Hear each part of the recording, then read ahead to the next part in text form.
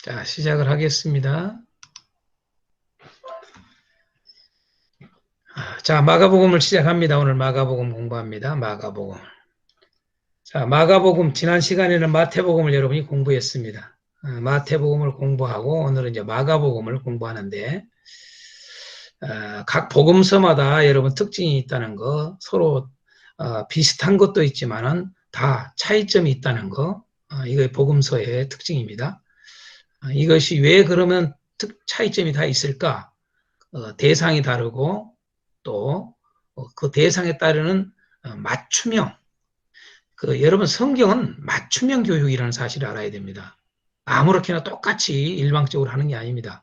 그 대상에 따라서 적절하게 그 수준에 그들의 그 상태에 그 모든 것들을 다 보면서 말씀은 전해졌다는 사실을 꼭 기억해야 됩니다. 그것은 우리에게 아주 중요한 겁니다.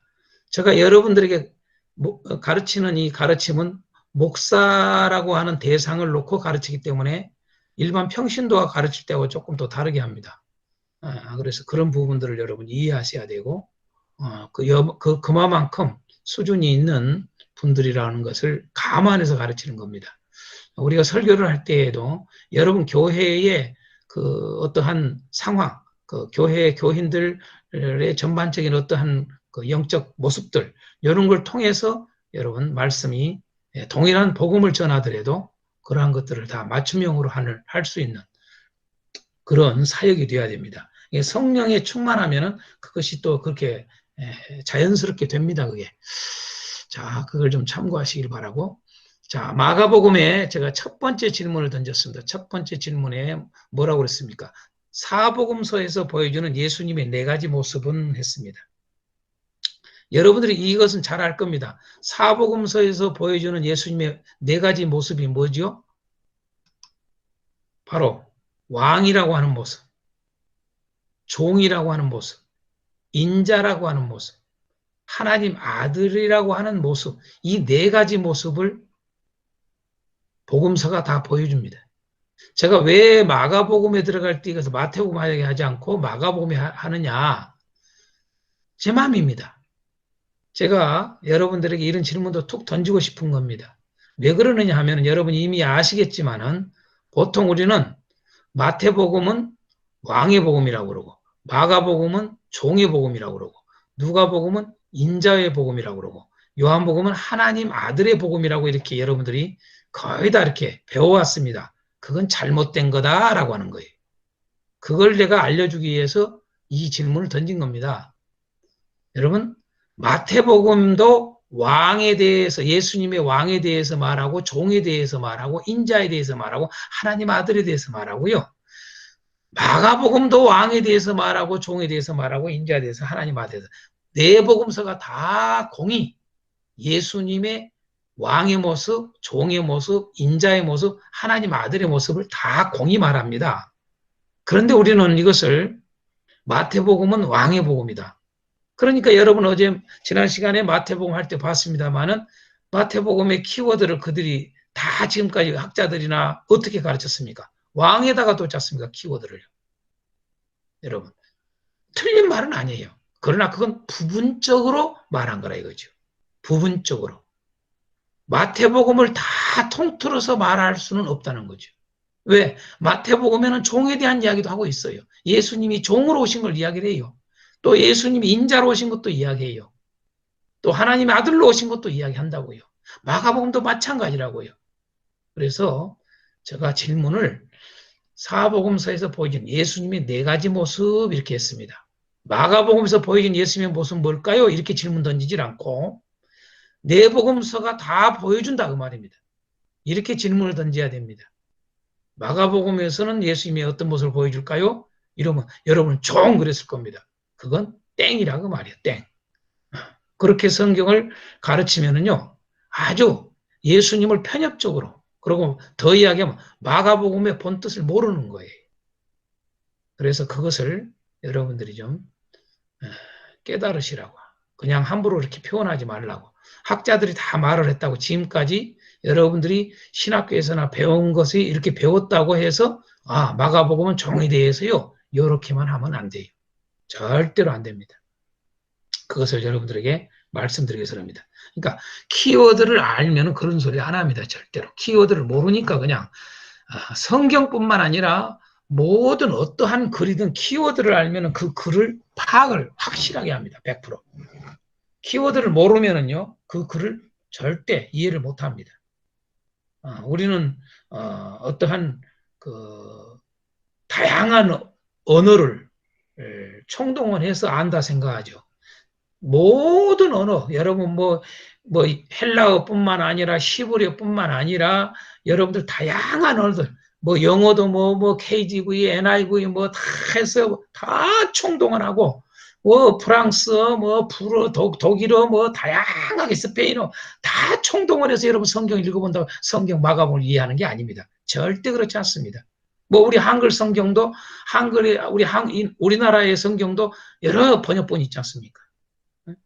우리가 쓰고 있는 이런 개정판부터 시작해서 개역, 또 한글 개역, 뭐 다양하게 있지 않습니까? 개정, 개역, 개정 있고, 그 다음에 새 표준, 뭐 공동 번역 다양하게 있지 않습니까? 그거 아무리 여러분 구분해서 다 보십시오. 그래서 여러분 마가복음을 이해하는 게 아닙니다. 키워드를 알면 이해가 됩니다. 자, 두 번째 질문 들어가겠습니다. 사복음서 중에 마가복음에서만 사용하지 않는 단어가 있습니다. 마태나 누가나 요한은 쓰고 있는데 그 단어를 마가복음에서만 사용하지 않는 단어가 있습니다. 마태복음에서는 다른 복음서에서는 사용하지 않는데 마태복음은 사용한 단어에 대해서 제가 천국이라고 우리가 배웠습니다. 그럼 마가복음에서는 사용하지 않는 단어가 뭘까요? 라고 하는 겁니다. 이 질문을 던진 것은 여러분 마가복음이 뭘 강조하고 있는가를 알고자 하는 질문입니다. 이게. 자, 사복음서 중에 마가복음에서만 사용하지 않는 단어가 뭐냐? 율법입니다. 율법. 율법.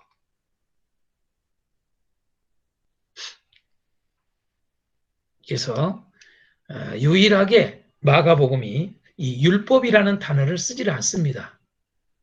나머지 모든 복음서는 사용하고 있는데도 불구하고 율법이라는 단어를 쓰지 않습니다. 왜 율법을 쓰지 않는다고요? 바로 율법의 반대로 쓰고 있는 복음, 이 복음을 강조하기 위해서 이렇게 안 쓰는 겁니다. 복음을 강조하기 위해서. 그래서 율법을 안 쓴다라는 사실. 이게 참 특이합니다. 그리고 벌써 율법을 쓰지 않는다라고 하는 말을 통해서 우리는 알 수 있는 게 뭡니까? 마가복음이 누구를 대상으로 기록했는가 하는 것을 그냥 눈치챌 수 있는 겁니다. 근데 여러분들이 이런 것들은 찾기가 쉽지 않았을 겁니다. 자, 세 번째 질문 들어갑니다. 세 번째 질문. 자, 마가복음은 첫 시작이 뭐라고 1장 1절에 시작을 합니까? 바로 우리가 잘 아는 1장 1절. 하나님의 아들 예수 그리스도의 복음의 시작이라고 말한단 말이에요. 복음의 시작. 복음의 시작이라고 분명히 첫 서두가 그러면서 출발을 해요. 마가복음은. 그런데 왜 이 복음의 시작이라고 하면서 세례 요한 사역으로 시작하고 있느냐라고 하는 거예요. 왜 그럴까라고 하는 거예요. 복음의 시작 그러면 우리가 알다시피 뭐 예수님의 뭐 출생을 이야기한다거나, 네? 아니면은 뭐 예수님이 바로 그냥 공생애를 시작한 이야기를 한다거나. 그런다면 복음의 시작이라는 말이 어울리지요. 그럼에도 불구하고 복음의 시작이라는 말을 하면서 세례 요한의 사역으로 시작하고 있을까? 끄세요. 강수사님 끄세요. 소리 음성. 자, 세례 요한 사역으로 시작하고 있는가라고 하는 거예요. 여기에 대한 질문이 여러분 알아야 돼요. 이 질문은 아주 심오한 질문이에요. 예? 말라기서에 그 엘리야가 오리라 하면서 말라기가 끝나잖아요. 선지서가 구약이. 예. 그 예. 구약의 엘리야가 세례 요한. 그래서 그 선지자들이 다 예수 그리스도에 대해서 복음에 대해서 말씀하잖아요. 그래서 예. 이제 그 복음이 이제 시작이 되는 거죠. 세례 요한 엘리야가 온 것부터 시작해가지고. 그러니까 왜 세례 요한의 사역으로부터 시작을 하느냐라고 하는 건데 연관이 있죠. 연관이 있는데 율법의 그 마침이, 연관이 어떤 율법의 마침이. 예, 어떤 연관이 있는가라고 하는 것에 대한 그 예. 의미를 제가 질문하는 겁니다. 왜 복음의 시작 그랬으면은 그냥 복음의 시작이라 했으면 복음으로 나가야 되는데 엄밀히 말하면 세례 요한의 사역은 복음과 조금 좀 연관은 있지만은 복음 그러면 우리가 복음 그러면 얼른 생각하는데 뭡니까? 예수님 생각하잖아요. 그러면 뭐 예수님으로 쫙 출발한다거나 다른 뭐 마태복음이나 뭐 누가복음이나 이런 것처럼 뭐 예수님의 뭐 족보를 이야기한다거나 출생을 이야기한다든가 뭐 이래야 되는데 예? 그냥 또 세례 요한의 출생 이야기도 하지를 않고 세례 요한 사역으로 시작한단 말이에요. 바로요. 이 마가는요. 이게 아, 율법의 마침이에요. 저 완성. 이제 율법의 마침이라고 하는 개념으로 이제 지금 보고 있는데 세례 요한의 사역은 복음의 시작입니다. 시작 자체입니다. 이게 율법의 마침이 아니라 복음의 시작이에요. 시작. 에? 그래서 그런 의미로서 마가는 쓰고 있다. 율법의 마침으로 쓰는 게 아니라 제가 아까 얘기했죠. 마가는 율법이라는 말을 안 써요. 왜? 이방인을 대상으로 하기 때문에 율법 강조할 필요가 없어요. 그냥 복음만 증거하면 되는 거예요. 그런데 그 복음의 시작에 세례요한 사역을 하고 있는 것은 바로 세례요한 사역 자체가 복음의 시작과 연결되어 있다라고 하는 의도가 들어있는 거예요. 마가가요. 그래서 이것을 하고 있는데 이제 그것은 여러분들이 이따 구조나 이런 거 할 때 하시면은 그래서 이걸 했구나 이해가 될 겁니다. 자, 그다음 네 번째 질문을 던집니다. 네 번째. 마가복음에서의 믿음은 뭘까라고 하는 겁니다. 마가복음에서는 믿음이 뭘까? 제가 왜 이런 질문을 던지느냐 하면은 마가복음에서 중요한 단어 중에 하나가 믿음이란 단어예요. 네 복음서 다 모든 복음서는 중요한 단어가 믿음입니다. 틀림없습니다. 그렇지만 마가는 특별히 믿음을 더 강조합니다. 다른 복음서보다 훨씬 믿음을 강조하는데요. 그럼 마가복음에서의 믿음은 뭐라고 정의를 내릴 수 있을까라고 하는 거예요.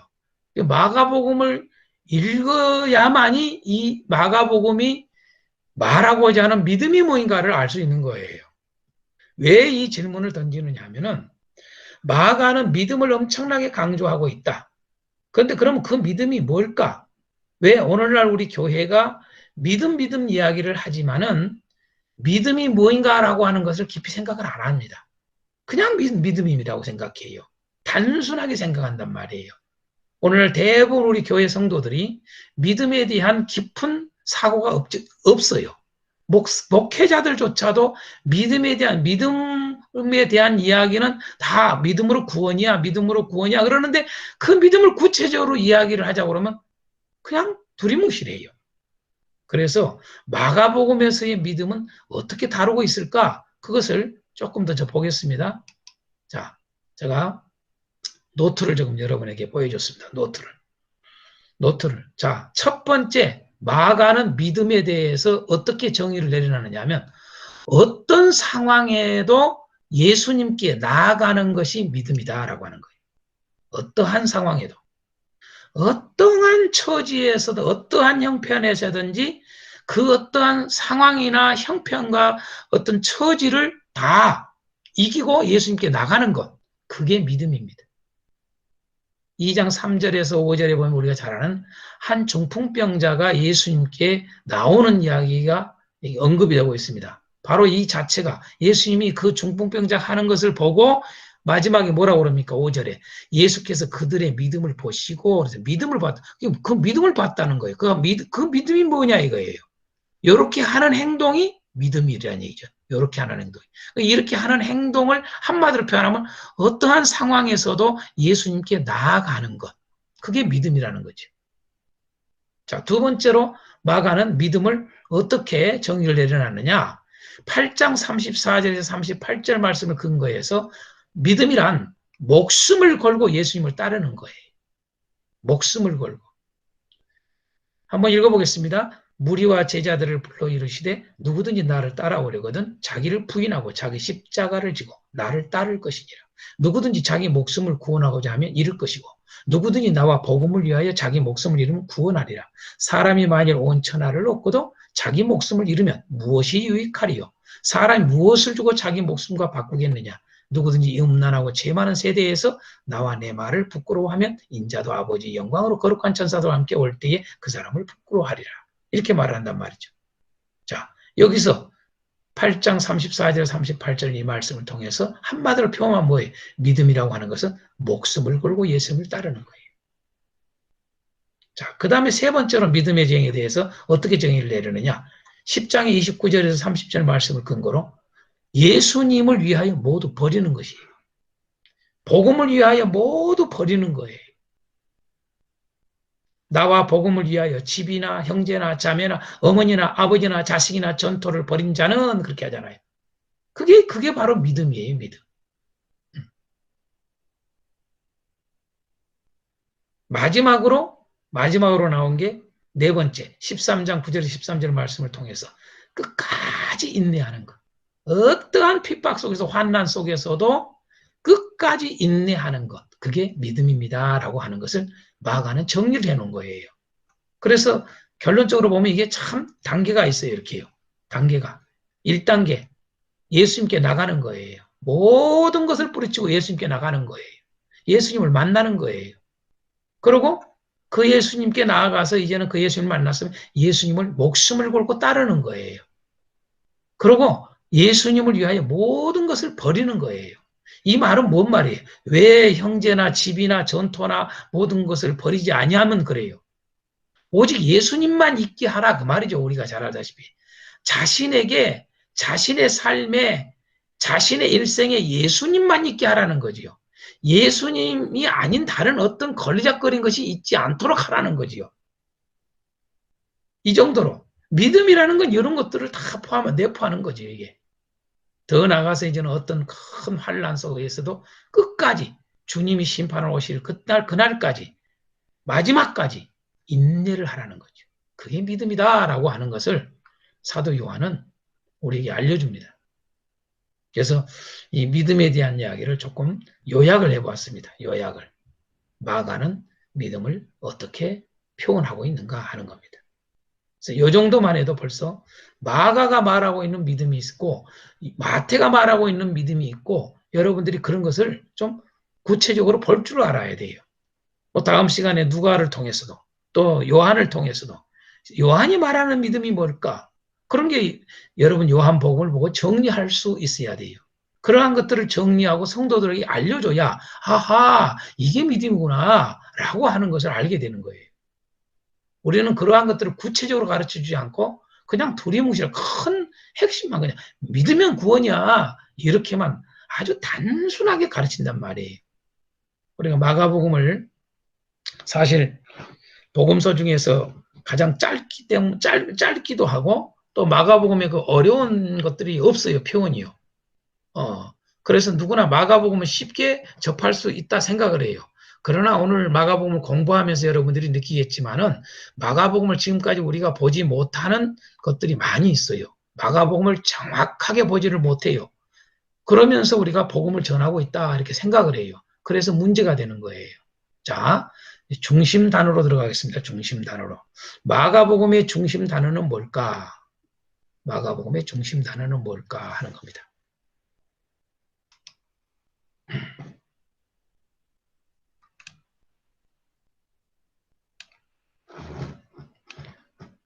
글씨가 적지는 않습니까? 괜찮습니까? 자, 마가복음의 중심 단어는 지금 여러분이 보다시피 복음이라는 단어입니다. 복음. 복음이라는 단어가 마가복음의 중심 단어예요.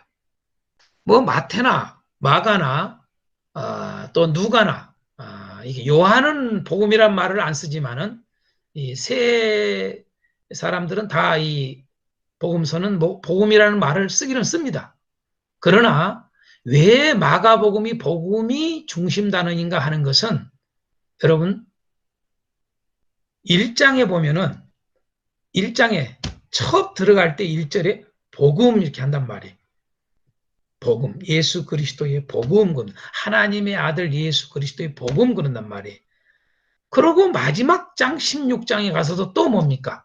복음을 이야기한단 말이에요. 그러니까 앞과 뒤에 이 성경의 가장 앞에 머리 쪽에 그다음에 결론 쪽에 맺는 말 쪽에 동일하게 있으면은 그것이 가장 중심 단어가 됩니다. 복음이라는 게. 그러면 좀 더 이야기를 하겠습니다.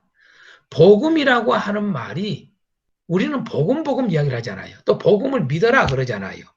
복음을 믿어야 구원이다 그러잖아요. 그럼 복음이 뭐냐 이렇게 물어보면 잘 모르는 사람들이 있어요. 그런데 그냥 안다 할 정도는 어느 정도까지만 아느냐면 큰 틀만 알아요. 복음이 뭡니까? 그럼 뭐라고 그래요? 아, 예수 그리스도입니다. 맞는 말이에요. 틀린 말이 아닙니다. 예수 그리스도입니다. 방금 1장 1절에도 분명히 복음을 예수 그리스도의 복음 그런단 말이에요. 복음은 예수 그리스도를 우리가 전하는 게 복음을 전한다 이렇게 말하는 거죠. 그런데 그것은 아주 껍데기만 또 아는 겁니다. 마가복음을 통해서 우리는 좀 깨달아야 돼요. 마가복음은 이 복음이라고 하는 말을 조금 더 확장해서 표현합니다. 그걸 1장 27절에 새 교훈이라 그럽니다. 새 교훈. 새로운 교훈이다 그 말이에요. 다시 말해서 지금까지 이 인간의 역사 속에서 가르쳐지지 않는 가르침이라는 거예요. 그걸 새 교훈이라고 그러는 거예요. 어떤 누가 가르쳤거나 어느 역사 속에 가르쳤거나 그게 아니라는 거죠. 전혀 다른 가르침이라는 거예요. 그게 새 교훈입니다. 그래서 이 새 교훈이라는 말이 복음인데 그래서 바울 사도는 목회서신에서 바로 이 복음을 쓰기를 뭐라고 그럽니까? 바른 교훈 쓴단 말이에요. 바른 교훈. 바른 교훈과 다른 교훈. 다른 교훈은 거짓 교훈. 다른 교훈. 이 말이죠. 이게 바른 교훈 이렇게 바울 사도는 목회서신에 쓰고 있습니다. 그래서 이 새 교훈입니다. 복음은. 그런데 여기서 머물리면 안 됩니다.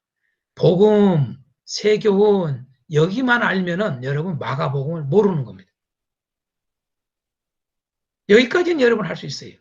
더 나가야 돼요. 어떻게 됩니까? 복음이란 뭘까요? 죄사함입니다. 죄사함. 이게 핵심입니다. 죄사함.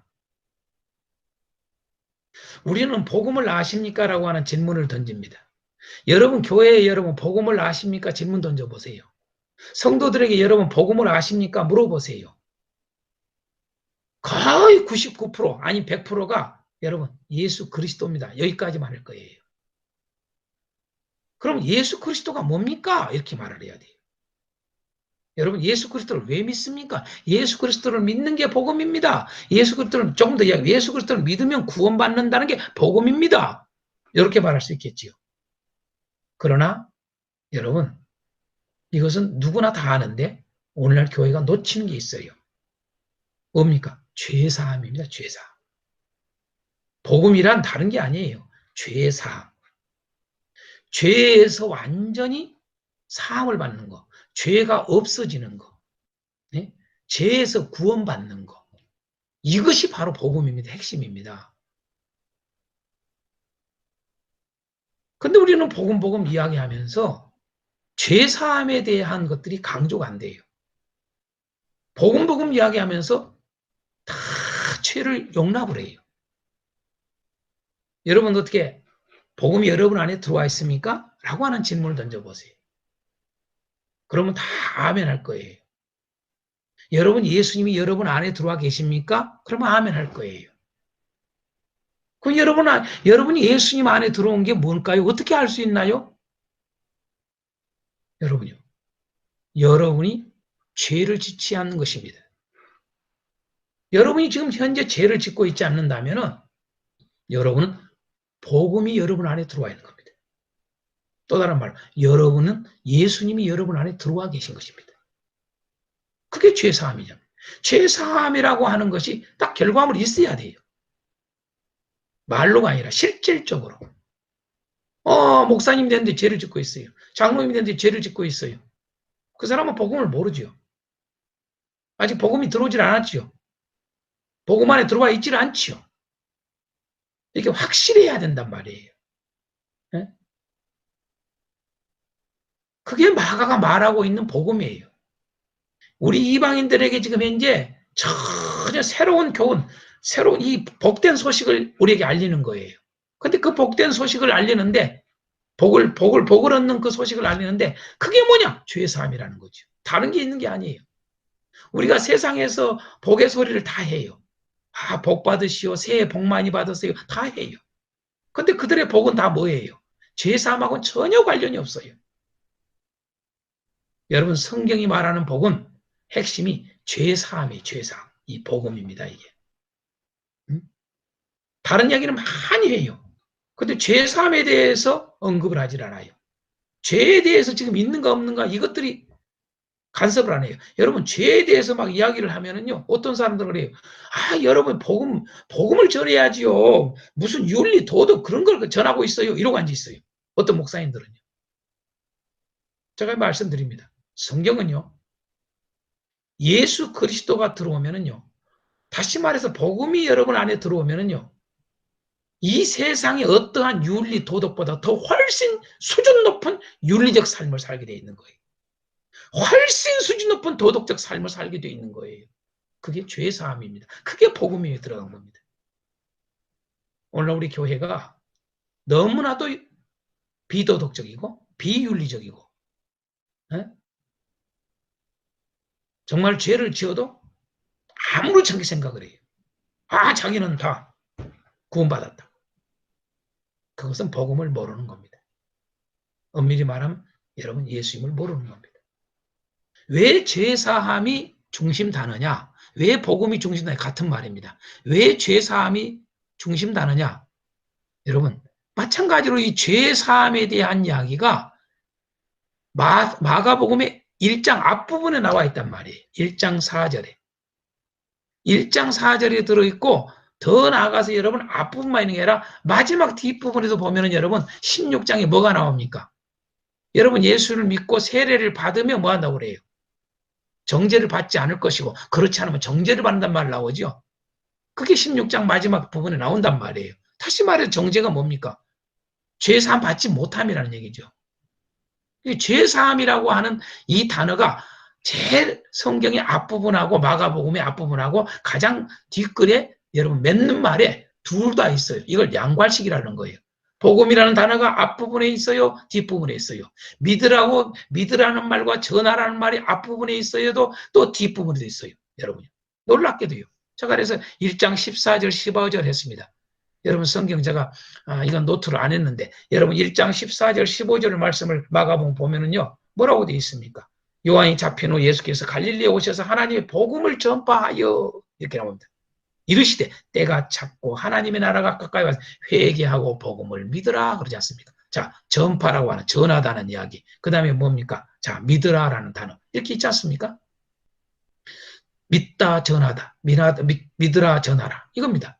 16장 14절 15절 말씀을 우리가 잘 알잖아요.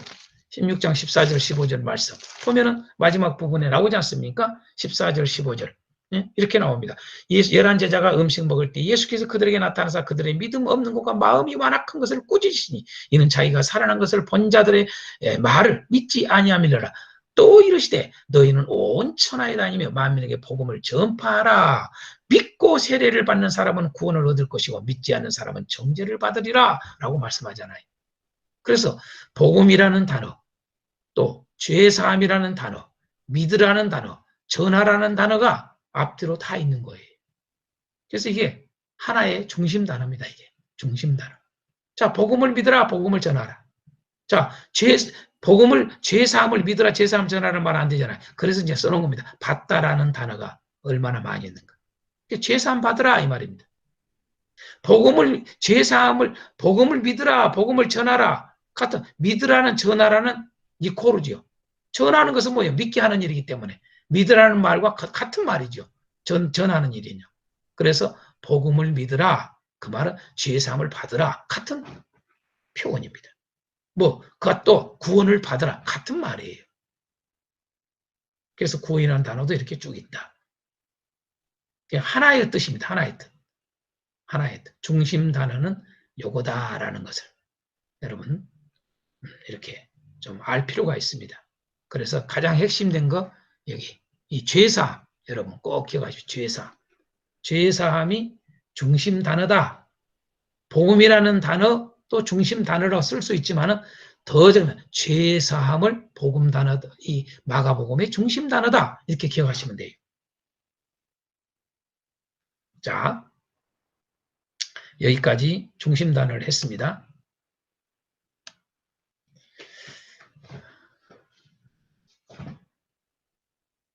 특징으로 넘어가겠습니다. 특징으로 좀 더 구체적으로 좀 보겠습니다. 마가복음의 특징을 크게 한 6가지로 제가 좀 말씀드리려고 합니다. 마가복음의 특징이 첫 번째로 방금 정말 많이 강조했던 죄사함을 강조하고 있다. 이게 마가복음의 아주 특징입니다. 죄사함을 강조하고 있다. 여러분 제가 하나 질문 던집니다. 자, 마가복음은 죄사함이 중심 단어예요. 그럼 마태는 뭐라고 그랬습니까? 의라고 그러지 않습니까? 의. 그렇죠? 좀 더 구체적으로 이야기하면 하나님의 의. 하나님의 의하고 여러분 죄사함하고 어떻게 연결됩니까? 안 됩니까? 같은 의미죠. 단어는 다르지만 같은 의미란 말이에요. 그러니까 마태는 의라고 하는 말을 쓴단 말이에요. 의. 왜 그럴까요?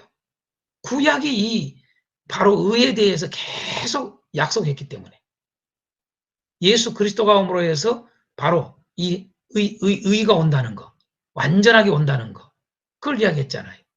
그래서 마태는 의로 다 돼 있다. 마가는 이방인들을 대상으로 하기 때문에 자, 죄사함이라는 표현을 쓴다. 의라는 단어보다는. 얼른 그렇게 여러분 이해를 하시면 돼요. 그래서 조금 표현을 다를 뿐이지 큰 틀에서는 하나라고 하는 이야기. 그것을 우리가 좀 알 필요가 있습니다. 그러나 이러한 그 대상에 따라서 단어를 어떻게 쓰고 있는가 이런 것들이 얼마나 우리가 성경을 강의할 때도 그렇고 여러분들이 성경을 공부를 할 때도 그렇고 여러분 이런 단어들을 막 왔다 갔다 쓰지 말고 분명하게 마가는 이걸로 쓰고 있는 거. 그래서 이걸 집중시켜야 됩니다. 그래야만 이 교회가요 제대로 구원을 받게 되는 거죠. 이 복음이 확실히 들어가는 거죠. 아, 복음 그러면 딱 이제는 머리에 백해야 돼. 이게 백해야 돼요. 의가 들어오는 거예요. 아, 복음, 죄사함, 이게 머리에 딱 들어와야 돼요. 아, 복음, 그러면 선이 들어오는 거야. 응? 빌립보서는 그렇게 바울사도는 말하잖아요. 빌립보서에. 여러분. 착한 일을 시작하신 이가 선한 일을 시작했다 그 말이에요. 너희 속에 착한 일을 시작했다 이 말이에요. 선이 들어왔단 말이에요. 그래서 선한 열매를 맺는 거예요. 이렇게 여러분 성경을 가르쳤더라면 우리 개신교가 정말로 죄에 대해서 알레르기만 일어나고 죄와 싸우고 그럴 거 아닙니까?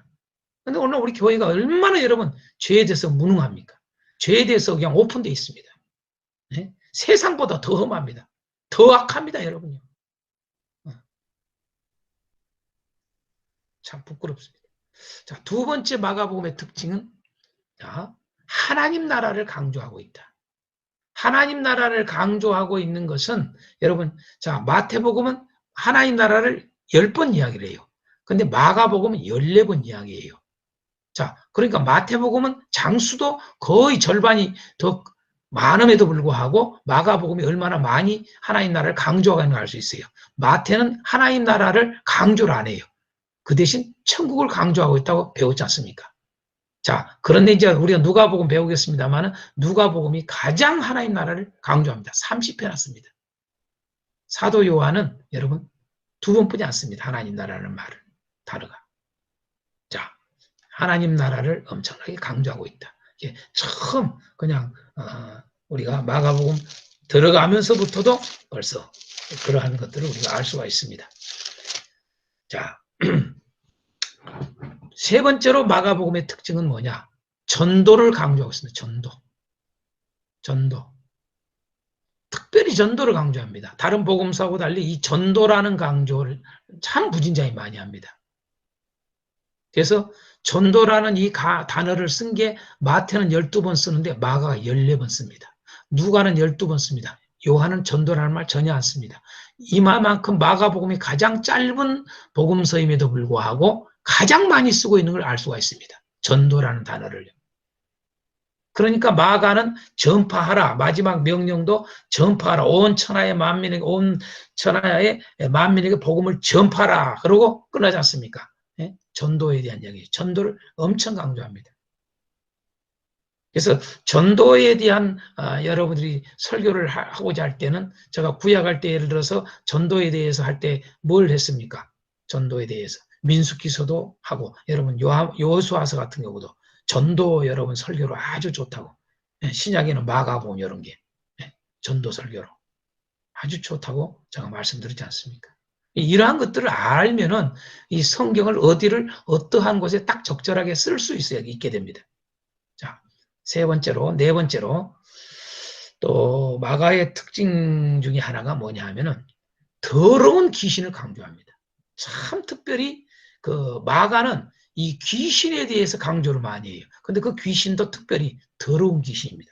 그걸 유난히 강조합니다. 자, 마태는 한 번도 쓰지 않습니다. 근데 마가는 9번이나 나옵니다. 여러분, 더러운 귀신이. 누가는 4번뿐이 안 나옵니다. 요한은 전혀 없습니다. 이만큼 마가는 이 더러운 귀신을 내쫓는 이야기를 언급을 많이 합니다. 왜? 전도와 관련되어 있습니다. 이게 다.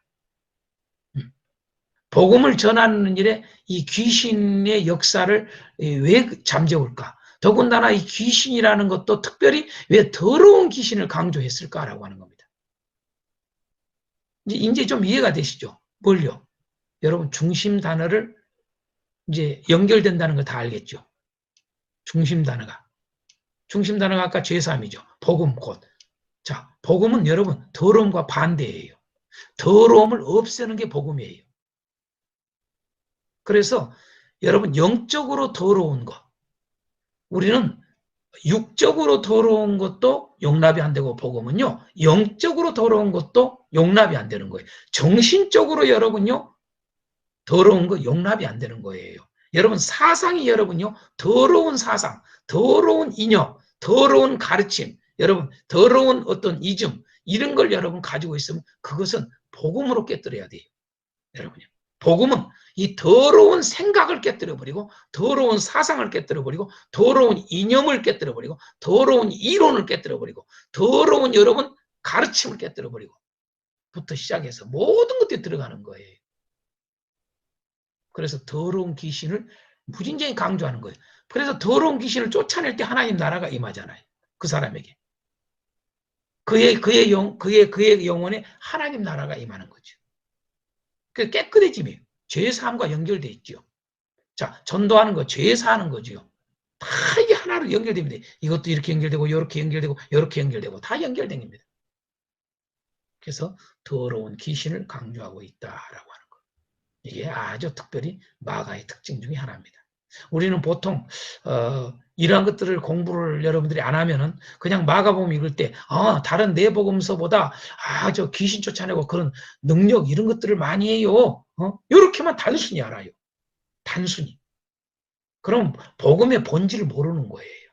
그냥 단순히 왜 그냥 귀신 쫓았다고 그러지? 귀신 그냥 야거야지. 왜 하필이면 더러운을 이야기하냐 이거죠.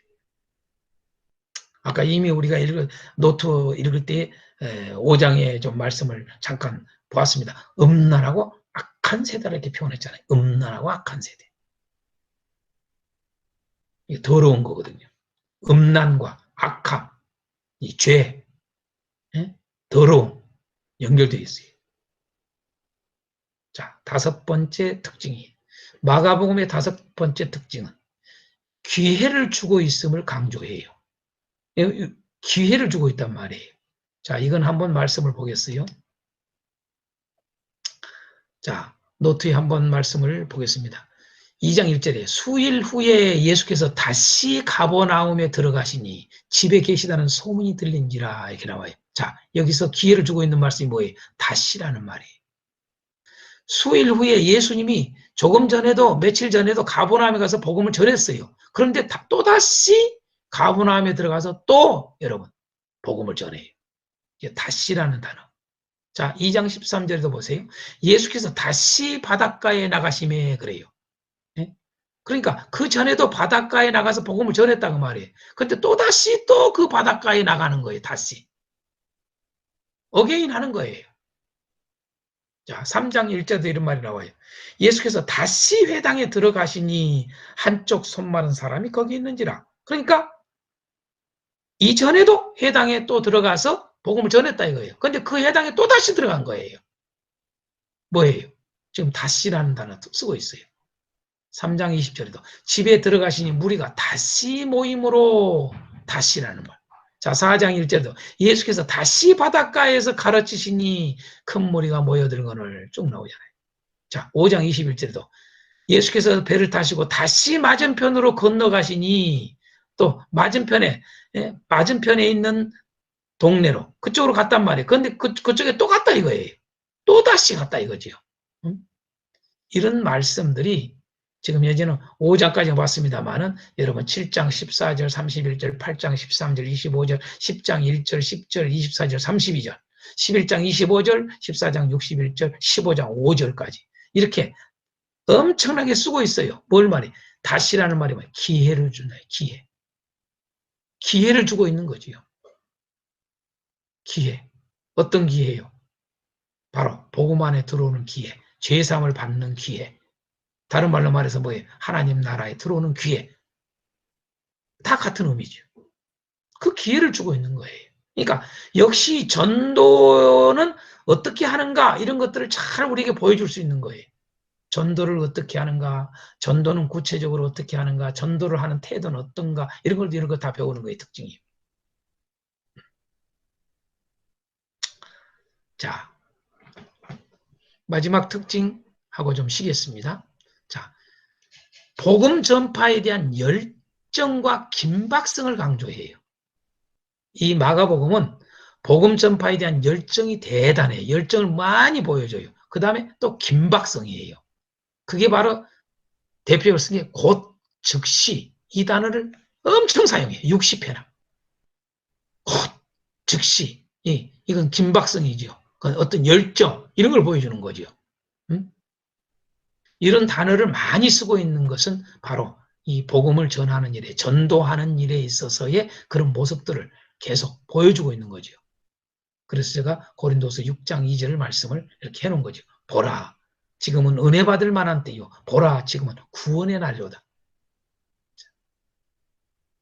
이것은 기회와 관련돼 있어요. 기회를 준다고 말이죠. 기회를.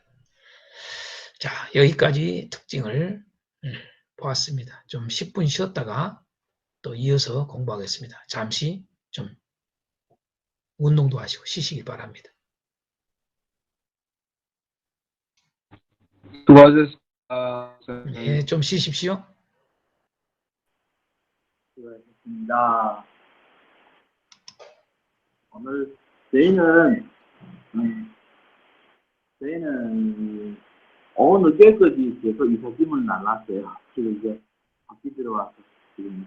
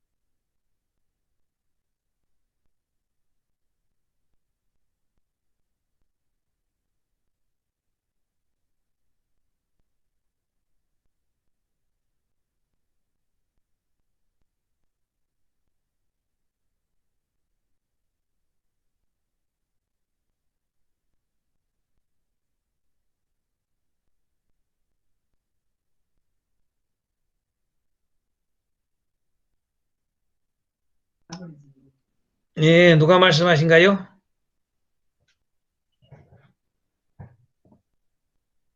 좀 쉬시라니까 왜 안 쉬시고.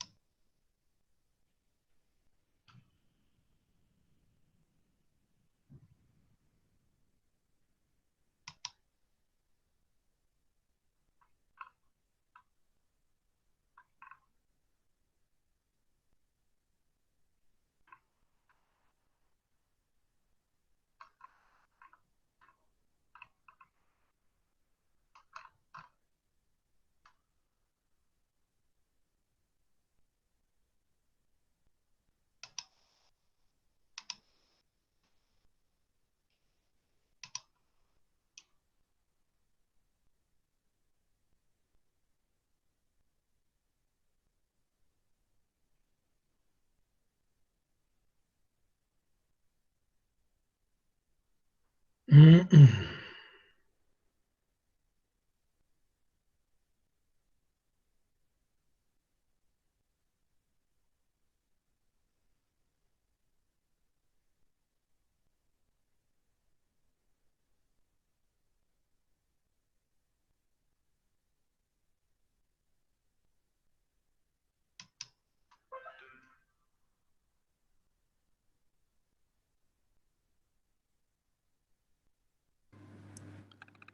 목사님, 그 키워드에서 중심 단어에 대해서 한번 다시 이렇게 그 좀 보여주랍니까? 영상, 그 화면 사진 좀 찍으려고요.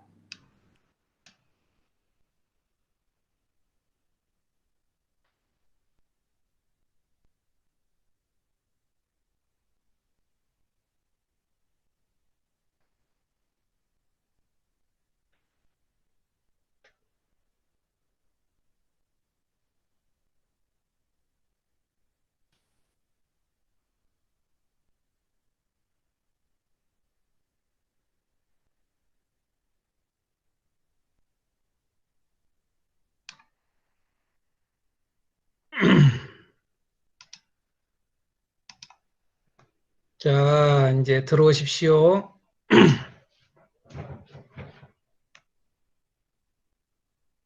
유 목사님은 맛있는 거 드셨습니다. 저 지금 저녁 못 먹었어요. 아, 그래요. 아이고. 네. 이삿짐을 늦게까지 바삐 나르고 저래 들어와서 바삐 세수하고 지금 감사드려요. 아이고, 그나저나 좀, 거기는 좀 중국은 내가 미안하네요. 1시간 저기를 해가지고 전에 해놔서. 응? 괜찮아요. 근데 뭐 이제 또, 이사하니까는 그렇지 딴 데는 시간이 잡혀 되니까는 괜찮아요. 거기가 우리보다 1시간이 늦기 예. 때문에 아이고 조금. 뭐 오히려 이 시간이 좋아요. 이 시간이 좋고 또 뭐 저희들은 한두 시간이니까 큰 차이 없어요. 그래서 오늘 특별히 1년에 한두 번씩 이사하니까는 이렇게 감사하죠. 오히려. 자, 다 들어오셨습니까? 자, 다 들어오셨으면 손들기를 한 번씩 하십시오. 손들기를 누르십시오. 예. 손들기를 다 눌러주십시오. 예. 예. 예. 이수빈 님이 우리 고목사님이신가요?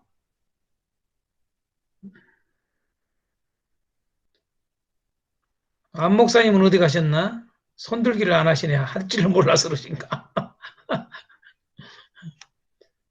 어. 오늘 하여간 한 10분이 지금 못 들어오셨습니다. 10분이 못 들어오셨어요. 무슨 일이 있는가?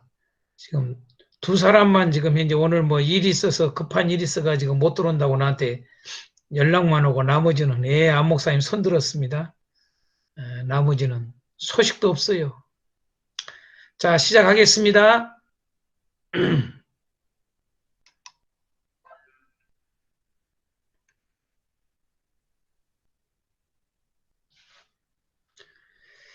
자, 이제 기록 대상을 하겠습니다. 기록 대상. 자, 기록 대상을 이야기를 하기 전에 뭐 이제 제가 뭐 기록 시기는 언제냐 뭐 이런 거 등등은 잘 안 하는데 왜냐하면은 거의 그냥 추측을 하는 거기 때문에 정확하지를 않기 때문에 기록은 언제 됐을까 이런 것은 제가 거의 다루질 않습니다.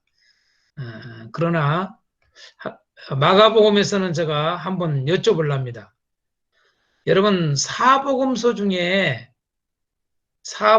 중에서 가장 먼저 기록된 복음서가 뭘까요? 아시는 분 한번 이야기해 보세요.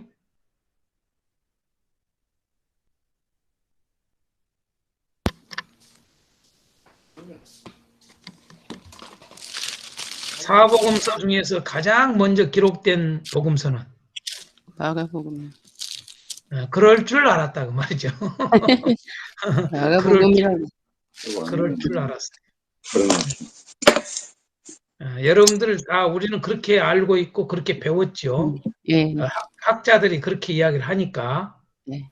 그러나 요즘에는 조금 또 의견들이 좀 이제 그동안에는 오래전까지는 마가복음이 가장 먼저 복음서 중에서 기록됐다.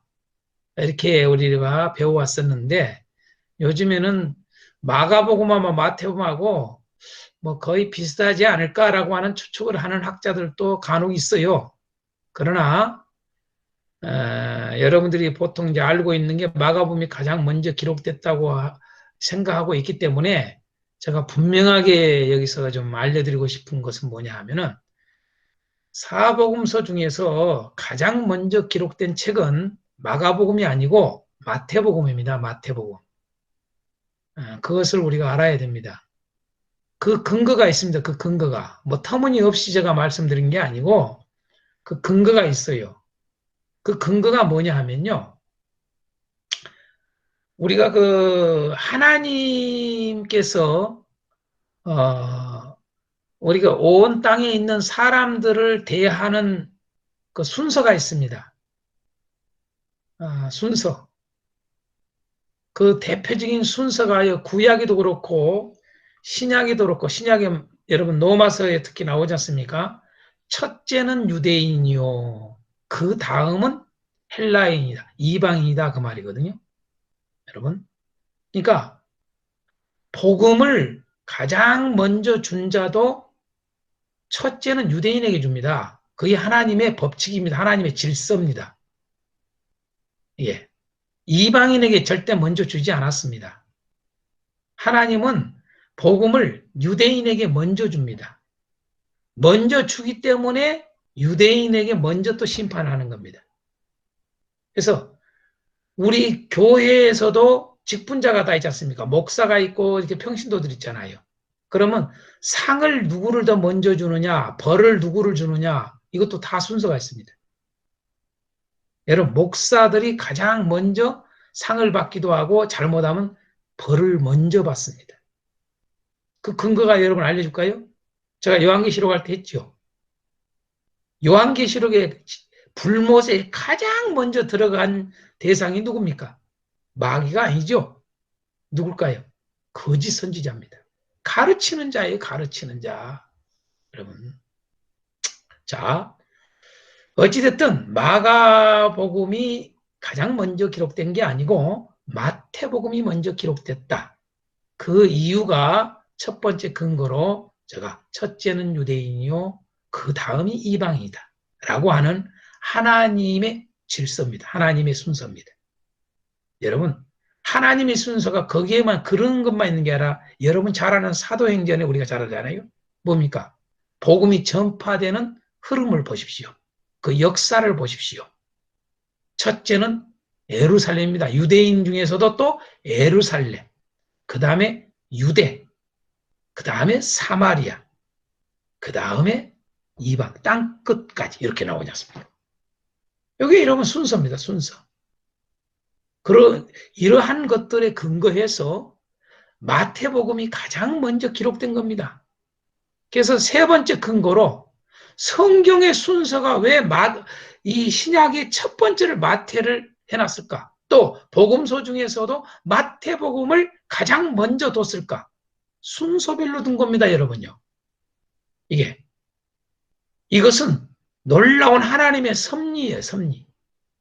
그래서 학자들의 말이 근거가 없는 겁니다, 근거가. 그래서 이재문 목사가 지금 말하는 근거가 더 확실합니다. 왜? 성경적 근거를 정확하게 제시하기 때문입니다. 뜬구름 잡는 근거를 제시한 게 아니라.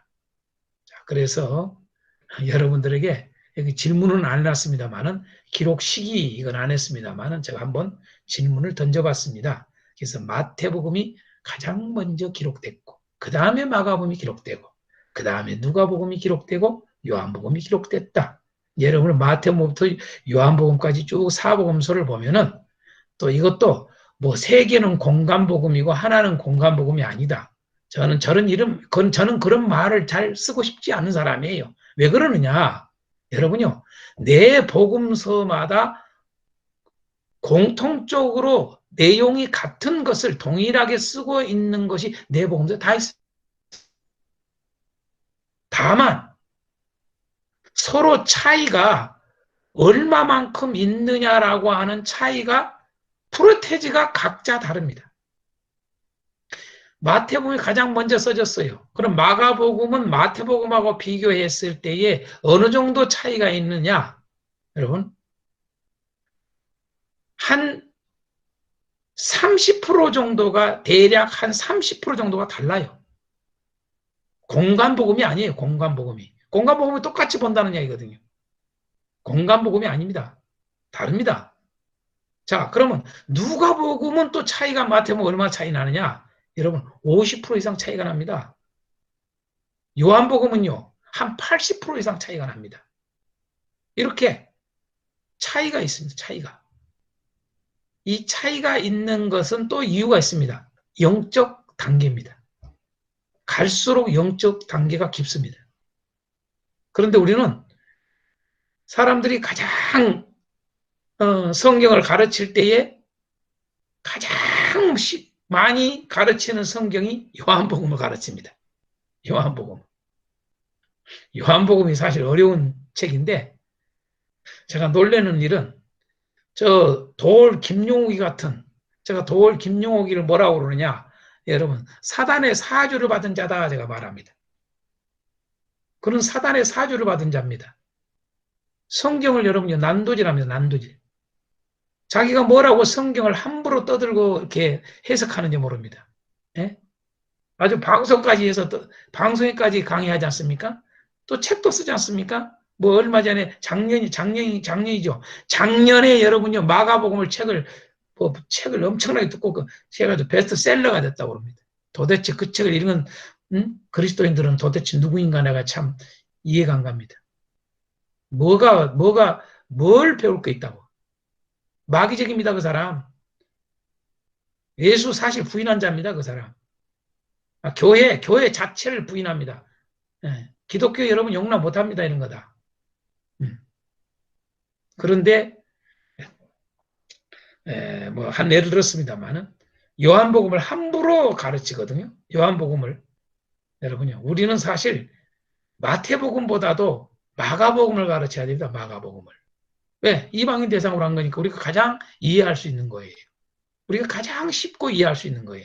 마태복음을 우리가 이미 공부했습니다만은 마태복음은 여러분 구약을 갖다가 이해를 못하면 절대 이 마태복음은 여러분 확실하게 해석 못합니다. 절대로. 구약을 다 이해하고 있어야 됩니다. 그래야 마태복음은 제대로 이해합니다. 유대인들은 그게 자연스럽단 말이에요. 다 안단 말이에요. 그래서 그런 부분들을 우리가 좀 생각을 하고 성경을 봐야지. 그냥 뭐 요절 하나 빼가지고 그런 가지고 말씀 전하고, 그러고, 또 함부로 해석을 해서, 이런 것들, 기본적인 것들을 모르면서 성경을 해석을 하면은요, 잘못된 해석들을 많이 합니다.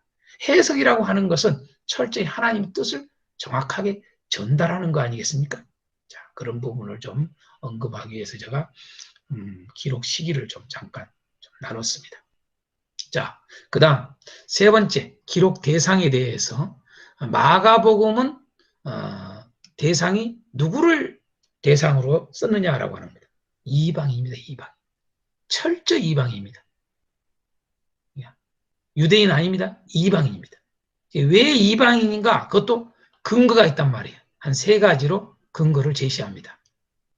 마가복음이 정확하게 이방인 대상으로 기록했구나라고 하는 근거. 첫 번째가 뭐냐면요, 유대인 전통을 설명하고 있습니다.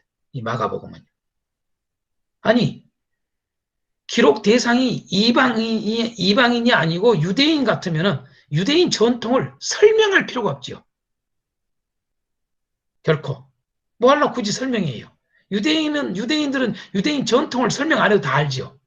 왜 유대인 전통을 굳이 설명을 하느냐 이 말이에요. 마가는 유대인 전통을 말을 해놓고 그걸 설명을 해요. 자, 7장 1절에서 4절, 24절, 30절 한번 보겠습니다. 자, 7장 1절 4절에 뭐라고 된 거 보십시오. 바리새인들과 서기관 중 몇 사람이 예루살렘에서 와서 예수께 모여들었다가 그의 제자 중 몇 사람이 부정한 손, 곧 씻지 아니한 손으로 떡 먹는 것을 보았더라. 그러면서 가로로 돼 있어요. 보십시오. 가로로 돼 있어. 뭐라고요?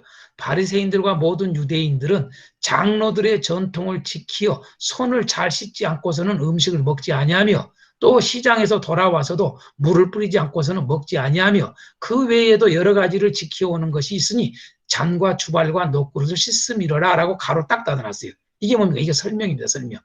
이거 없어도 돼. 유대인이라면 이 말을 할 필요가 없어. 이 말만 쓰면 돼. 바리새인과 또 서기관 중에 몇 사람이 예루살렘에 와서 예수께 모여들었다가 그의 제자 몇 사람이 부정한 손을 곧 씻지 아니하는 손으로 떡 먹는 것을 보았더라 라고 그냥 그 다음으로 넘어가면 돼. 5절로요.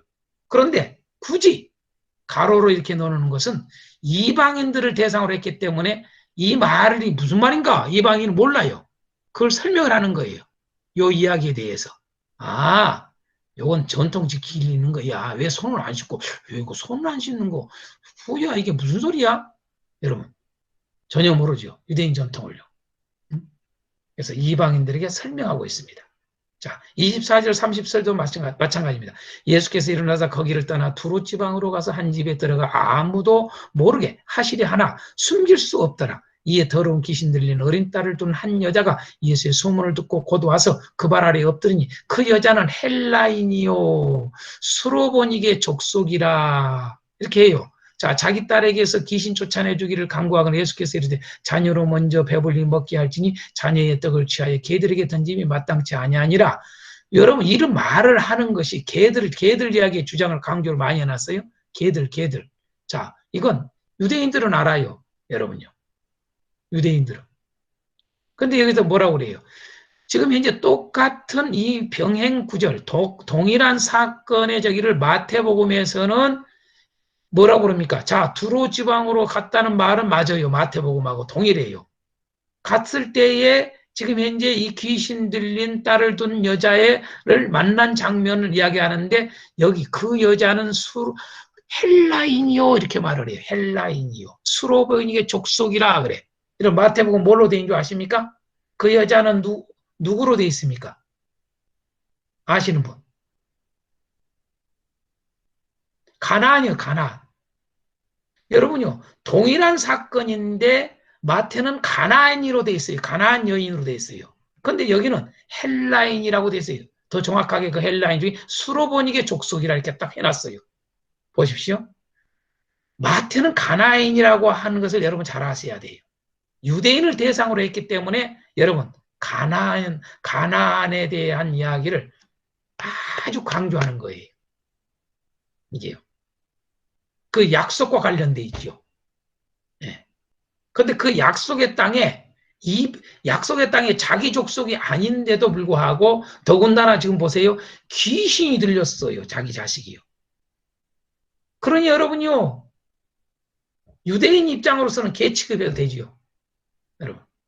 그런데 여러분 헬라인이에요. 헬라인인데도 이렇게 대하는 모습을 보여주고자 하는 거지요. 이게 유대인 전통하고 연결이 되어 있어요. 이게요.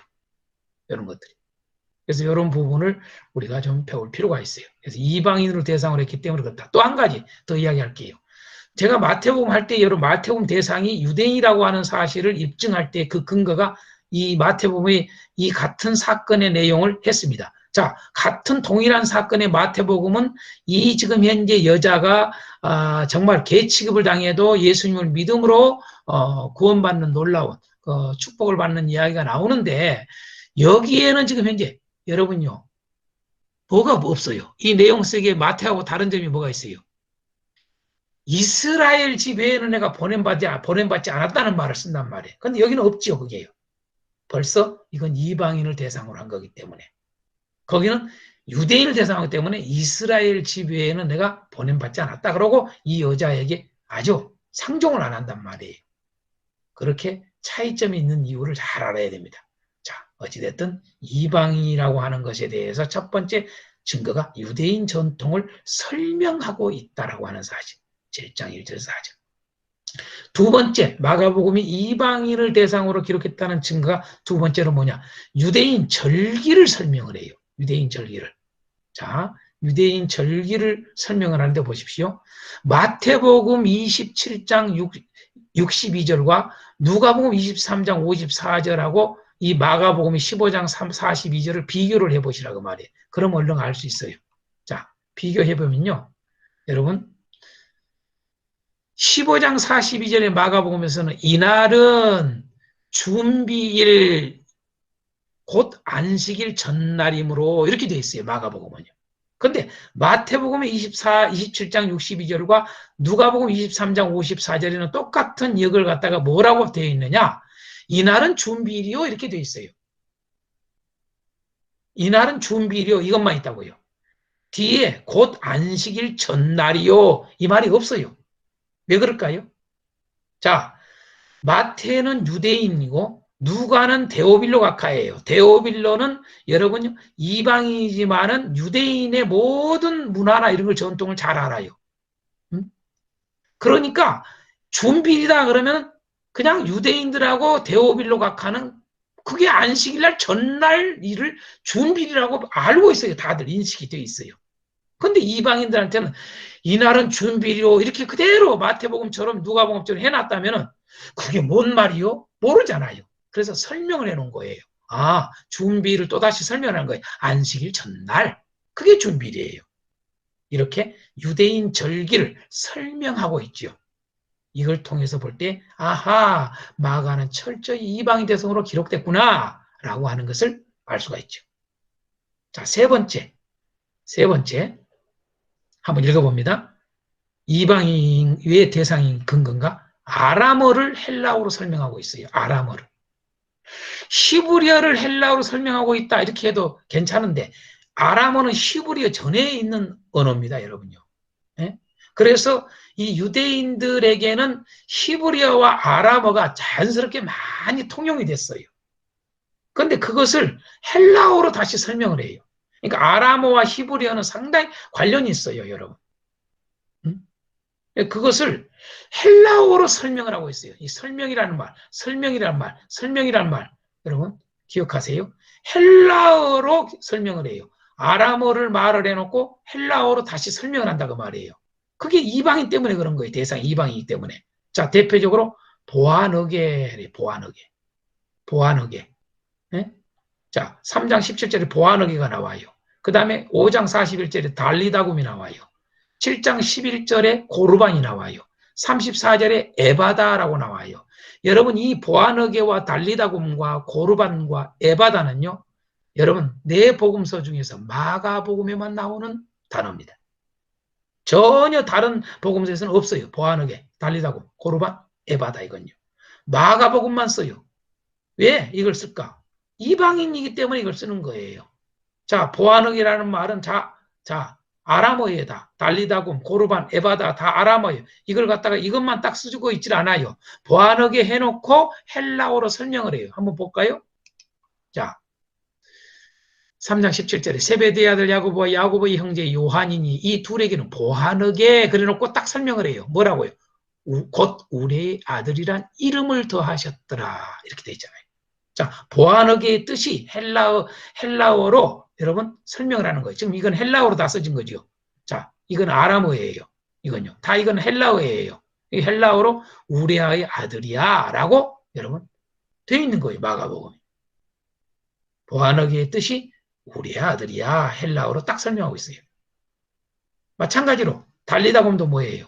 그 아이의 손을 잡고 이르시되 달리다굼 하시니 번역하면 그러잖아요. 지금 설명하고 있잖아요. 번역을 또 하잖아요. 뭘로요? 헬라어로 번역을 해요. 내가 내게 말하니 소녀야 일어나라 하심이라. 아, 이 달리다굼이라는 뜻은 헬라어로 여러분 소녀야 일어나라라고 하는 헬라어의 뜻이야 라고 설명을 딱 해놓는 거예요. 이방인이 아니면 그냥 이야기할 필요 없죠. 달리다굼 그래도 되죠. 그냥 뒤에 쓸 필요가 없죠. 보아너게 그러고 쓸 필요가 없는 거예요. 여러분요. 유대인들에게는요. 그냥 다 알아요. 뭔 말인지. 그러나 이방인이기 때문에 마가복음의 이 대상들은 다 설명을 해놓은 겁니다. 마찬가지로 고르반이라는 말. 너희는 이르되 사람이 아버지에게나 어머니에게 말하기를 내가 드려 유익하게 할 것이 고르반, 고르반이라라고 하면 그만이라 그만이라 하고 이렇게 될 텐데, 고르반이라 하기만 하면 그만이라 하고 이렇게 될 텐데, 굳이 고르반을 다시 설명을 해요. 뭐요? 하나님께 드림이라는 뜻이란 얘기죠. 고르반이라는 뜻이. 에바다도 마찬가지입니다. 하늘으로 탄식하며 그에게 이르시되 에바다 하시니, 이는 또 설명을 하잖아요. 열리라 라는 뜻이라 라고 설명을 다 해놨어요. 이처럼 바로 마가복음은 유대인 전통을 설명하고 유대인 절기를 또 설명하고 있고 아람어를 헬라어로 설명하고 있는 이러한 근거를, 크게 이 세 가지 근거를 통해서 아하, 마가복음 이방인을 대상으로 철저히 기록됐구나 라고 하는 걸 알 수가 있는 거예요. 자, 아셨죠?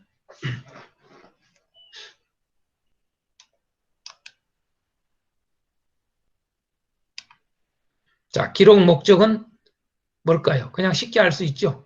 기록 목적은 모두가 제사함을 받도록, 그게 마가복음의 기록 목적이에요. 제사함 받도록 2장 10절에 나오죠. 그 외에도 나옵니다. 다 대표적인 절만 넣어놨습니다. 모두가 제사함 받도록, 그게 마가복음의 기록 목적이에요. 그걸 또 다른 말로 하면 예수 그리스도의 복음이 만민에게 전파되도록, 만민에게 복음이 전파된다면 제사함을 받도록, 같은 말이죠. 아까 복음, 제사, 니코라고 그러지 않습니까? 그래서 1장 1절, 16장 15절에서 20절에 이 말씀이 되어 있죠. 그래서 마가복음의 기록 목적은 이겁니다. 제사함 받도록, 온 천하의 모든 인간이 제사함 받기 위하여 마가복음이 기록된 겁니다. 예수 그리스도의 복음이 만민에게 전파돼서, 그 말이 같은 말이야, 그 말이. 뭐 제사함 받도록 따르고 만민에게 전파되도록 따르고 이렇게 여러분 말하면 안 돼요. 그렇게 가르치지만 같은 말이, 같은 의미입니다. 자, 기록 목적은 이 정도 해놓고요. 자, 마가복음이 어떻게 전파됐는가, 그 흐름을 좀 한번 또 우리가 알 필요 있어요. 왜냐하면 마가복음은 알다시피 이렇게 복음 전파로 되어 있단 말이에요. 전부가 처음부터 끝까지. 그래서 복음 전파의 그 흐름을 한번 보겠습니다. 어떻게 흐름이 되어 있는가. 자, 1장 1절에서 13절까지는 복음 전파가 시작되는 거예요. 비로소 처음 시작돼요. 이게 사실 어디서 시작됩니까? 여러분 1장에 보면 아시다시피 그 시작된 것이 여러분요, 예루살렘에서부터 시작되는 거예요. 이게 복음 전파가 시작됩니다. 자, 그래서 이제 예루살렘 바로 옆에가 여러분 또 요단강이 있잖아요. 이렇게 여러분, 그게 복음이 전파되는 내용들입니다. 그래서 13절까지 복음 전파 시작이고 14절서부터 9장 50절까지는 갈릴리를 중심으로 복음이 전파된 이야기를 쭉 되어 있어요. 그렇게 흐르고 있음을 알 수가 있어요. 그 다음에 10장에서부터는 15장 47절까지는 유대와 예루살렘을 중심으로 또다시 복음이 전파돼요. 여기서 여러분 예루살렘 유대 있다가 갈릴리로 가서, 갈릴리 있다가 유대 예루살렘 가서 여러분 돌아가시잖아요. 예루살렘에. 자, 그 다음에 16장 1절에서 20절, 16장은 온 천하로 복음 전파된 것. 이게 복음의 전파 흐름입니다.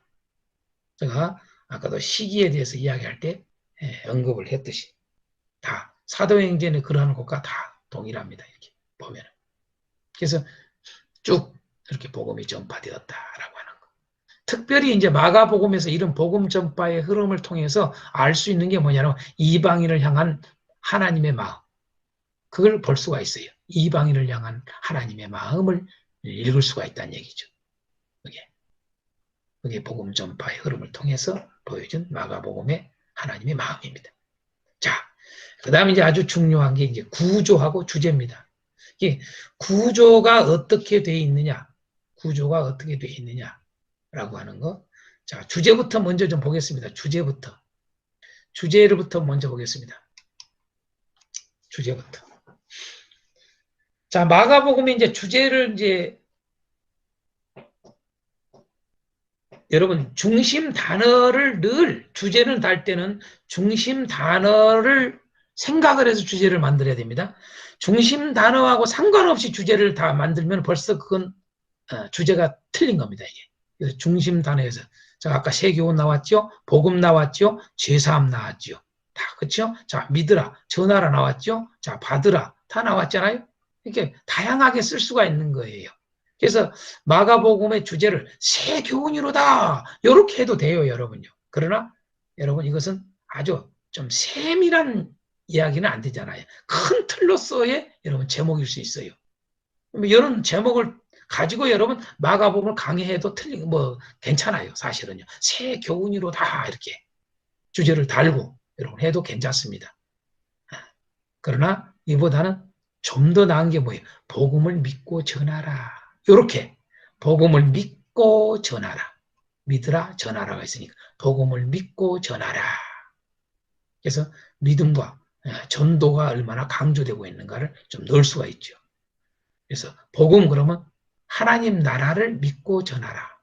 또 다른 말로 예수 그리스도를 믿고 전하라. 뭐 이렇게 해도 틀린 말이 아니에요. 그러나 이제 세 번째가 가장 사실 좋아요.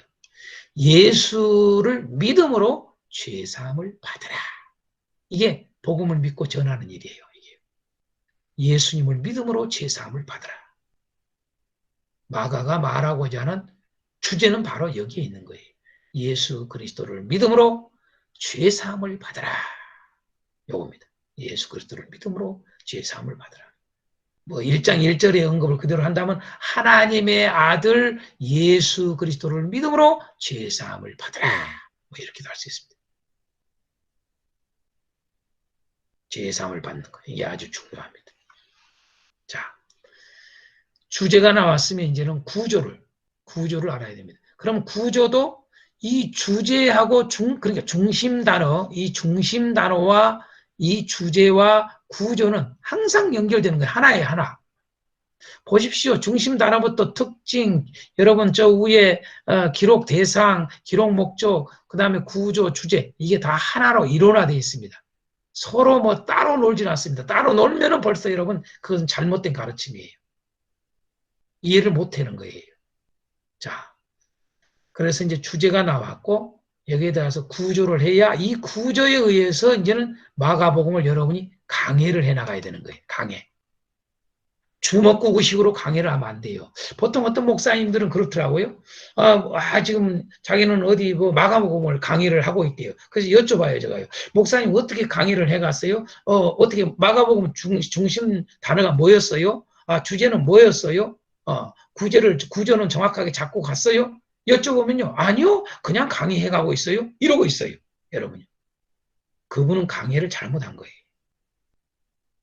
이런 것들이 기초가 돼 있는 상태에서 이 틀에 의해서 강의를 해나가야 여러분이 하나님의 말씀을 바르게 전하는 거예요. 그래서 이걸 우리가 공부하는 거예요. 이것을 바로 알지를 못하면은 강의는 아무렇게 하는 거예요. 강의라는 말은 마음대로 그냥 1장 1절에서 몇 절까지 해놓고 지금 현재 그놈 읽어놓고 막 해석하는 거예요. 그것이 맞는지 틀린지 자기가 몰라요. 이걸 해놔야 여러분요 엉뚱한 길로 안 가요. 여러분. 이게 아주 중요합니다. 네. 자, 구조. 기존 구조는 어떻게 되어 있는가? 기존 구조는 거의 이것이 거의 통용됩니다. 뭐 특별하게 다른 점 없습니다. 마가복음의 기존 구조는 거의 요거 외에는 거의 없습니다. 거의 여기에서 뭐 조금씩 표현만 조금씩 제기하지 거의 여기 일치합니다. 요렇게 거의 가르치고 있습니다. 자, 기존의 구조라는 말은 여러분 마가복음을 제대로 가지고 있는 구조라는 말이 아닙니다. 우리가 지금까지 알고 있는 구조 그 말이에요. 지금까지 학자들이나 뭐 유명한 목사님들이 가르쳤던 구조, 마가복음을 구조를 어떻게 봤느냐라고 하는 거예요. 근데 보십시오. 이렇게 넷으로 나눴어요. 네 구조로 나눴더라고요. 네 구조로 나눴는데 단락이 어떻게 됩니까? 처음 단락을 보십시오. 여기는 1단락을 1장 1절에서 13절까지로 1단락으로 봤어요. 그 다음에 2단락은 1장 14절에서 13장까지를 2단락으로 봤어요. 그 다음에 14장에서 15장까지 3단락으로 보고 그 다음에 16장을 마지막 단락으로 본 거예요. 자, 이 단락도 여러분 정확하게 맞는지 안 맞는지 여러분요 봐야 알아요. 그럼 이런 단락도 어떻게 나누느냐 여러분 궁금하지요? 이런 단락도 이게 맞는지 안 맞는지 어떻게 알 수 있어요? 여러분 이 단락의 키워드가 분명하게 요거인가 보셔야 돼요. 자, 요 단락에서 이 사람은 단락에서 키워드를 요걸로 본 거예요. 출연으로. 자, 전체는 뭐예요? 종이라는 단어가 전체 동일하지요. 그럼 이건 뭐예요? 마가복음의 전체 키워드가 종이라는 말이에요. 종. 종. 그러니까 마가복음은 키워드가 종이야. 이게 종에 대한 이야기야. 이렇게 하는 거예요. 그러니까 종의 출현, 종의 교훈, 종의 인격, 종의 승리. 이렇게 종으로 해놓은 거예요. 종. 응? 제가 이야기 드렸잖아요. 아까요. 사복음서에서 보여준 예수님의 네 가지 모습. 여기는 마가복음은 종의 모습만 보인다 생각하는 거예요. 그렇지는 않습니다. 그래서 이건 잘못 본 거예요. 오히려 제가 이제 요한복음 가르칠 때 이야기합니다만 오히려 종의 예수님이 종으로서의 모습을 가장 더 심각하게 모든 사복음서가 다 보여주지만은 훨씬 그것을 보여준 게 요한복음이다라고 제가 말씀드렸어요. 왜 그런지 여러분 다음에 보세요. 왜 그런지. 이런 걸 모르고 그냥 무조건 마가는 종의 복음이야. 그러니까 종이 키워드야. 그래서 1절에서 13절까지 보니까 출현이라는 것이 주제야. 키워드야. 그래서 종의 출현. 이 사람이 이렇게 잡은 거예요. 그 다음에 1장 14절, 13절까지는 교훈이야. 교훈. 가르침이야. 그래서 종의 교훈. 이랬어요. 제가 여쭤볼게요. 여러분 여기에 14장, 15장에는 여러분 교훈이 없을까요? 여기 16장에는 교훈이 없을까요? 다 있어요. 다 교훈이 있어요. 응? 그러니까 이런 것들은 부분적으로 가르치는 거예요. 부분적으로만 말하는 거예요. 자, 종의 인격도 마찬가지예요. 14장, 15장. 여러분 잘 알다시피 마가복음에 여러분 이 종이라고 하는 것에 대해서 한 게 뭐예요? 인자가 여러분요 섬김을 받으러 온 게 아니라 섬기러 왔다고 하는 말에서 여러분 쓴 게 아닙니까? 예? 그게 지금 여기 들어있잖아요. 그래서 종의 인격 그려놨어요. 여러분 여기는 종의 인격이 없고 여기는 종의 인격이 없습니까? 여기는 종의 인격이 없습니까? 여러분 오히려 여러분 이런 데 다 종의 인격이 다 들어있는 거예요. 그래서 이런 부분들은 맞지를 않아요. 맞지를. 부분적으로만 맞아요. 부분적으로. 그리고 이 장도 이 단락을 나눈 것도 14장, 15장까지 인격이야. 이런 게 진짜 맞느냐 보라 이거예요. 아니라 그 말이. 그렇지 않아요. 그래서 이것은 사실은 키워드로 성경을 본 건 아니다 그 말이에요. 아셨죠? 자, 한 부분을 보고 그냥 그놈을 끌고 가는 거예요. 종이라고 하는 것으로 어떤 사람이 이야기를 해놓으니까 그 뒤로 계속 그놈을 가지고 이건 종의 출현으로 보자. 이건 종의 교훈으로 보자. 이건 종의 인격으로 보자. 이건 종의 승리로 보자. 이렇게 나눠버렸던 거예요. 이게 억지 구조라고 그래요. 이거 억지 구조. 여러분 이것 가지고 내가 말씀드릴게요. 이 기존 구조가 마가복음을 대변해 줄 수 있냐 이 말이에요. 이 구조만 봐도 여러분이 구조만 봐도 마가복음을 이해를 해야 돼요. 이해가 되냐 그 말이에요. 뭐가 이해가 돼요? 뭐가 이해가 돼요? 제가 아까 이야기했죠. 마가복음의 키워드가 뭐라고 그랬어요? 죄사함이에요. 죄사. 그럼 죄를 사함 받으려면 어떻게 해야 되느냐? 마가복음 그걸로 써 있는 거예요. 그걸로. 처음부터 16장까지 어떻게 해야 우리가 죄사함을 받느냐? 기록 목적처럼 어떻게 죄사함을 받느냐? 기록 목적은 죄사함인데 다시 말해서 만민에게 복음이 전파되는 건데 같은 말인데 이것이 기록 목적인데 여러분요 그 기록 목적에 맞게 글을 써야 될 거 아니에요. 마가복음은 그렇게 기록되어 있는 거예요. 그런데 이거 봐가지고 어떻게 여러분요 죄사함 받겠어요? 모르죠. 죄사함을 받는다라고 하는 게 기록 목적이고 죄사함을 받는다는 게 중심 단어고 죄사함을 받는다는 게 주제예요. 그러면 구조가 어떻게 되었어요? 죄사함을 어떻게 받는가 그 원칙을 갖다가 여러분요 구조가 딱 나눠 있어야 알잖아요. 바로 키워드 구조는 그래서 이렇게 돼 있는 거예요. 1장에서 3장까지 여러분 회개하라. 회개하라. 어떻게 해야 죄사함을 받느냐? 어떻게 해야 죄사함을 받느냐? 먼저 회개해야 돼, 그 말이에요. 그게 1장서부터 3장까지 이야기가 회개 이야기예요. 회개가 중심 단어예요. 또 다른 말로 해서 회개하라는 말이 무슨 말일까요? 예수님께로 나오라, 그 말이에요. 예수님께로 돌아오라, 그 말이에요. 예수님을 영접해라, 그 말이에요. 그게 회개하라예요.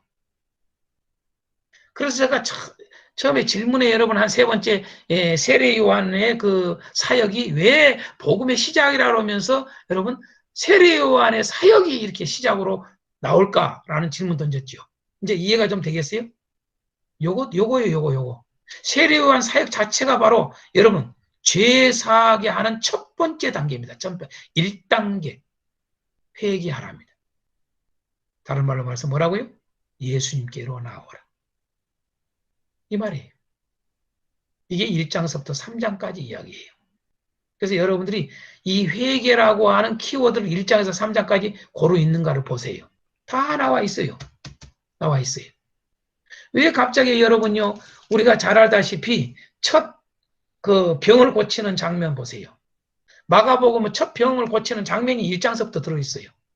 근데 병 고치는 장면 속에 가만히 보세요, 여러분요. 뭘 하는지 잘 보세요. 여러분.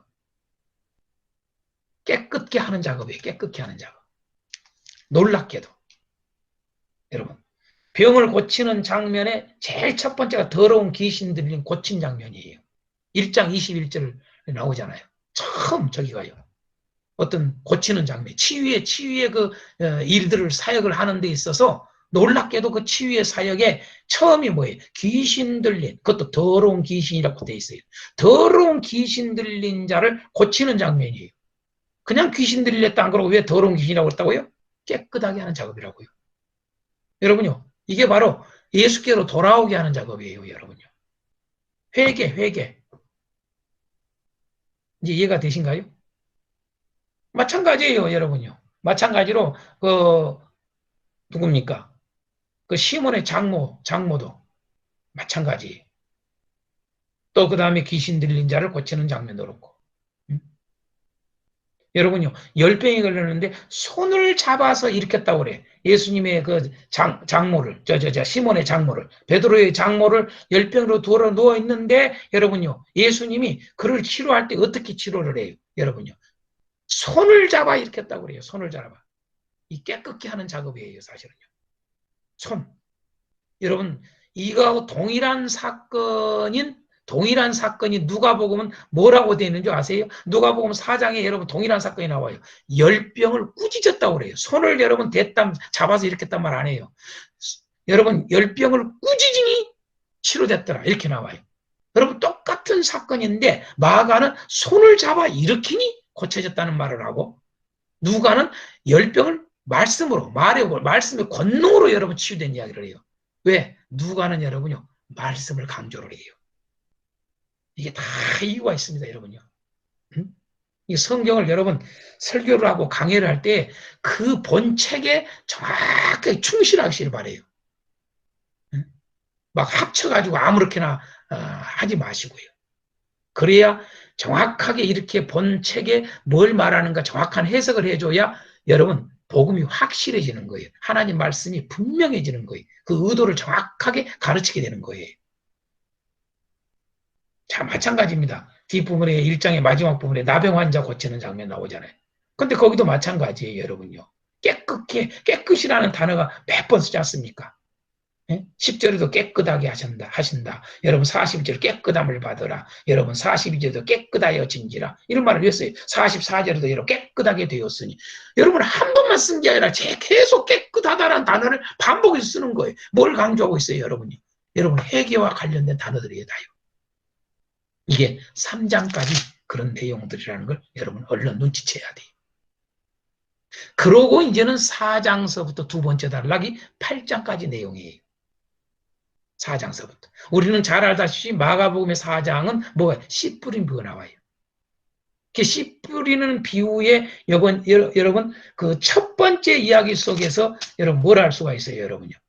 첫 번째 저기 여러분 4장 12절을 한번 읽어보시면 여러분 아주 이해가 돼요. 4장 12절에. 4장 12절에 이는 그들로 보기는 보아도 알지 못하며 듣기는 들어도 깨닫지 못하게 하여 돌이켜 죄 사함을 얻지 못하게 하려 함이라. 여러분. 자, 죄 사함이라는 말 나오죠. 이 죄 사함이라는 말도 제가 아까 중심 단할 때 자세히 여러분들에게 안 했습니다만은 여러분 동일한 사건인 이 마태나 누가복음에는 죄 사함이라는 말이 없습니다. 마가만 있습니다. 여기는요. 이 동일한 사건에. 그러니까 마태복음 13장하고 누가복음 8장이에요, 여러분요.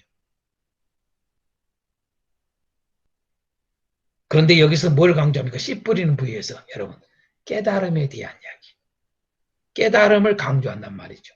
보기는 보아도 알지 못한다. 듣기는 들어도 깨닫지 못. 알지 못한다, 깨닫지 못한다. 같은 말이.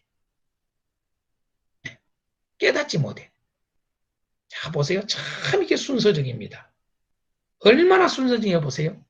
여러분, 회개. 자, 일단락이 회개하라고 그러잖아요. 죄사함을 받기 위해서는 반드시 회개해야 돼요. 예수님께 나와야 돼. 예수님께 나오면 깨끗해지는 거예요. 예수님께 나오지 않으면 깨끗해질 수가 없어요. 회개해야만이 깨끗해지는 거예요. 회개를 하지 않고 교회를 다닌 사람들은 여러분요, 첫 단추부터가 잘못됐기 때문에 그 사람은 절대 죄사함을 받지를 못해요. 이렇게 정확해요. 복음은요. 두리뭉실 가르친 적이 없어요. 성경은요. 그런데 우리는 구원을 너무 두리뭉실 가르쳐요. 그만큼 우리가 성경을 모른다는 이야기예요. 자, 1단계 회개하라예요. 그럼 회개했다고 여러분요, 죄사함을 받는 거 완성된 게 아니에요. 절대 안 그래요. 그 다음에 여러분요, 회개했으면 그 다음에 깨달아야 돼요. 깨닫지 못해도 구원 못 받는다는 것을 여러분 씨 뿌리는 비를 통해서 4장에 말을 하고 있어요. 응? 깨닫지 못하면 여러분 죄사함을 얻지 못한다. 4장 12절에 말하잖아요. 깨달아야 돼요. 나왔어. 말씀을 들어. 여러분 씨 뿌린 부위에 첫 번째 씨 뿌린 부위 우리 잘 알다시피 여러분 뭡니까? 보십시다. 14절, 15절, 4장 14절, 15절을 보면 여러분 뿌리는 자는 말씀을 뿌리는 것이라 그래요. 자, 말씀이 길가에 뿌려졌다는 것은 이들을 가리킴이 곧 말씀을 들었을 때에 사탄이 즉시 와서 그들에게 뿌려진 말씀을 빼앗는 것이요. 그러잖아요. 자, 이게 뭐예요? 깨닫지 못하는 게 하는 거예요. 마귀가요. 응? 깨달음의 중요성을 말해주기 위해서 그런 거예요. 자, 이건 뭐가 전제되어 있어요? 이미 와서 지금 말씀을 듣잖아요. 자, 씨 뿌리는 부위의 모든 네 가지의 이 모든 씨 뿌리는 부위에서는 네 가지의 이 밭에 대해서는 공통점이 뭐예요? 말씀을 들었다라고 하는 거예요. 이게 기본으로 돼 있어요. 기본으로. 말씀을 들었는데 깨닫느냐 깨닫지 못하느냐 이런 거예요, 여러분요. 네? 그러니까 회개하고 왔기 때문에 말씀을 듣는 거예요. 그래서 2단계가 지금 현재 20분부터 나온 이유가 다 깨달는 것. 두 번째 단계인 깨달음이 얼마나 중요한가. 그래서 10분의 비를 이야기하면서 4장, 5장, 6장, 7장, 8장까지를 여러분 잘 보세요. 다 깨달음과 관련된 이야기. 모두가. 다 깨달음에 대한 이야기. 8장에 우리가 잘 알다시피 여러분요. 뭡니까? 칠병이요. 이야기가 나오잖아요. 그 칠병이를 하면서 하는 말이 뭐예요? 깨닫지 못한다는 거예요, 자꾸. 500 얘기를 하고 나서 또 700까지 했는데도 깨닫지 못해요. 그러니까 여러분요, 얼마나 죄사함 받는 것이 그냥 되는 게 아니라는 걸 알아야 돼요, 여러분. 죄사함을 너무 쉽게 생각을 해요. 회개로 다 끝났다고 생각해요. 아니에요, 여러분요. 죄사 완전히 깨끗함 받는 거, 마태복음으로 말하면 완전히 의로워지는 거, 그 말이에요. 어떻게 의로워지느냐? 자, 첫 번째 단계가 회개해야 돼. 그래서 3장까지 그 이야기예요, 다. 그 다음에 두 번째 단계가 4장에서 8장까지 깨달아야 돼. 말씀을 듣고 깨달아야 돼. 복음을 듣고 깨달아야 돼. 예수님의 말씀을 듣고 깨달아야 돼. 그 말이에요. 깨닫지 못하면 꽝이야. 라고 가르치는 거예요. 그게 4장에서 8장까지 이야기입니다. 여러분, 그래서 여러분 8장의 마지막에 뭘로 끝납니까? 뭔 내용으로 끝내요? 여러분, 8장 내용의 마지막 부분에 가만히 보면은요, 참 재밌는 일이 나와요. 무슨 적이 뭐냐면, 능력을 행하는, 고치는 장면이 나오냐, 이 말이에요. 여러분. 맹인 고치는 장면이 나오죠. 맹인 고치는 장면. 왜 맹인 고치는 장면이 나올까요? 깨닫지 못한다 그 말이에요, 여러분요. 눈이 있어도 보지 못하고 아까 10분의 4장 시작했잖아요. 눈이 있어도 여러분 알지 못해. 깨닫지를 못해. 여러분. 그래서 깨닫도록 해주는 이야기예요, 사실은. 맹인을 지금 현재 고치는 장면, 사실은요. 제가 이제 본문에 자세히 들어가면은 이런 거 이야기를 많이 질문하고 그러는데, 왜 여러분 벳세다의 맹인 고치는 장면은 여러분, 이건 유일하게 여러분 마가복음에 했어요. 근데 놀랍게도 예수님이 모든 권능을 행하는 데 있어서 단번에 다 됐지 단번에 되지 않는 능력을 행하는 데 있어서 단번에 되지 않는 것이 한 번도 없었어요. 그런데 이 벳세다 맹인 고치는 장면만 유일하게 단번에 되지를 않아요. 2번 한 수에 2번. 왜 그럴까? 능력이 없어서 그런 게 아니에요, 여러분. 깨달음과 관련된 거예요. 이게 이런 것을 정확하게 키워드를 알아야 그렇게 해석을 하지. 막 달리 생각한다. 자기 막 그냥 아주 그냥 어디로 돌아다녀요. 생각이 돌아다녀. 자기 멋대로 여러분 큐티합니다 또. 그건 하나님의 그들을 모르는 겁니다.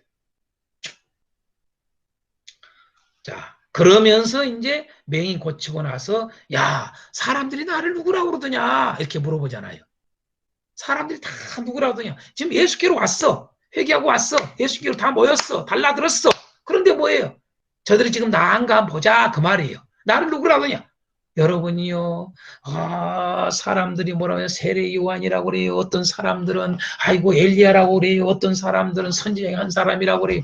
어느 누구도 예수님을 몰라. 여러분요. 예수님께 왔는데 너희는 나를 누구라고 그러냐? 그 이야기잖아요. 이 깨달음에 대한 이야기를 지금 보여주는 이야기들입니다. 이게 8장까지 이야기입니다. 자, 그 다음 세 번째 단락으로 넘어가요. 세 번째 단락으로. 세 번째 단락. 함께 하라라는 거예요. 함께. 함께 하라. 그래서 9장서부터 12장까지 그 이야기예요. 자, 함께 하라고 하는 내용으로 이게 다 채워져 있는 거예요. 왜 변형된 모습도 보여주고 이런 거 다 하느냐. 함께 하라는 얘기예요. 누구와? 예수님과 함께 하라. 자, 예수님께로 나오라. 예수님을 깨달아라. 예수님을 알아라. 예수님 말씀을 깨달아라. 여러분, 예수님과 함께 하라. 예수님의 말씀과 함께 하라. 같은 말이에요. 예. 깨달았으면 이제는 예수님과 함께 하라는 거예요. 예수님의 말씀을 깨달았으면 예수님의 말씀과 함께 하라는 거예요. 그래야 그게 죄사함과 연결되어 있는 거예요. 근데 회개는 했어. 근데 깨닫지를 못해. 그러면 여러분 죄사함의 완성이 안 되는 거예요. 깨달았어. 그런데 깨달기는까지는 했는데 함께 하질 않아. 예수님과 함께 하질 않아. 그러면 뭐예요? 그것은 죄사함의 완성이 안 된 거예요. 지금 마가는 이 복음을 이렇게 끌고 가고 있는 거예요. 마지막 얘는 뭡니까? 깨어있으라예요. 13장에서부터 16장까지 깨어있으라라고 하는 게 키워드입니다. 예. 그래서 누구와 함께 깨어있으라고? 예수님과 함께 깨어있으라 그 말이에요. 그래서 마지막 깨어있음의 모습의 마지막 모습이 부활하신 건 깨어있음의 대표적인 우리의 모습이에요. 예수님과 함께 깨어있으라. 예수님과 깨어있으라. 예수님과 깨어있지 않으면 안 돼. 왜 여러분 베드로가 여러분 부인하고 왜 여러분 제자들이 도망가고 그래요? 깨어있지 않았기 때문에 그래요. 회개했어요. 이제는 주는 그리스도시요 살아계신 하나님의 아들이십니다. 알았어요, 여러분요. 예수님은 하나님의 아들이십니다. 알았어요. 응? 깨달았어. 그래서 예수님과 함께 했어. 예수님과 함께 예수님을 따랐어. 그런데 뭐예요? 여러분요. 깨어있지 않으면 또 엉뚱하게 된다 이 말이에요. 깨어있지 않으면 여러분 하나님 나라 안에 들어있지 않는 거예요. 깨어있지 않으면 여러분 복음 안에 있지 않는 거예요. 깨어있지 않으면 여러분 죄사함의 완성이 안 되는 거예요. 절대로요. 그래서 죄사함의 완성은 여러분 회개하고 깨달고 함께하고 깨어있어야만이 죄사함이 완성되는 거예요. 곧 복음 안에 완전히 들어오는 거예요. 그게 하나님 나라입니다. 그것을 우리에게 마가는 보여주고 있는 거예요. 그래서 여러분들이 이제는 이 키워드 구조를 가지고 마가복음을 강의를 해나가야 돼요. 1장서부터 3장까지는 회개하라. 아까 다른 말로도 쓸 수 있다고 그랬죠? 예수님께 나아오라. 이렇게 하라 이 말이죠. 그 제목을 가지고 여러분 쭉 강의해 나가야 돼요. 설교할 수 있어야 돼요. 자, 이렇게 여러분 마가복음을 제가 한눈에 보여줬습니다. 자, 그래서 여러분들이 이걸 참조를 해서 마가복음을 좀 더 공부하고 그러시면 아주 풍부해질 겁니다. 자, 오늘은 쉬는 시간을 하지를 않고 바로 이어서 그냥 좀 질문하고 하는 시간을 갖겠습니다. 질문을 하고 그러겠습니다.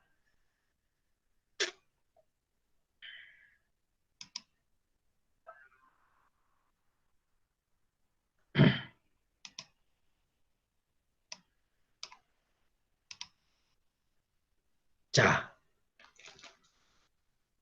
어떻게 유익했습니까? 다 켜보시기 바랍니다. 이제 소리 켜셔도 됩니다. 여러분.